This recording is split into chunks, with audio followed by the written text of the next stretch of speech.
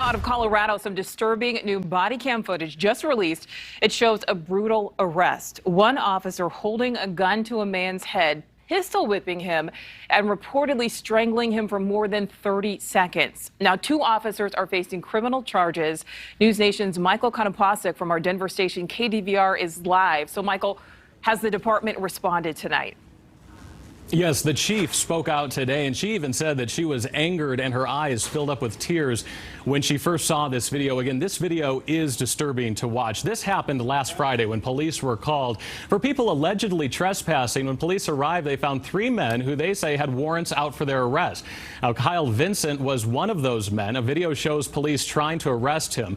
During a struggle, the chief says Officer John Hobart pistol whipped Vincent 13 times, held a gun to his head, and wrapped his hands around his neck for 39 seconds.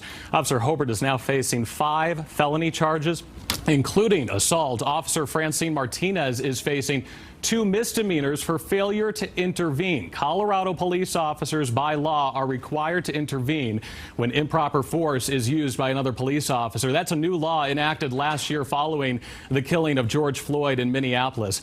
Aurora, Colorado's police chief says officers are actively receiving training on de-escalation and on the duty to intervene. Both officers are on leave but have since bonded out of jail. Kyle Vincent was being sought for a warrant, police say, that they now believe he did not know about at the time. The warrant was for domestic violence. Nicole, back to you.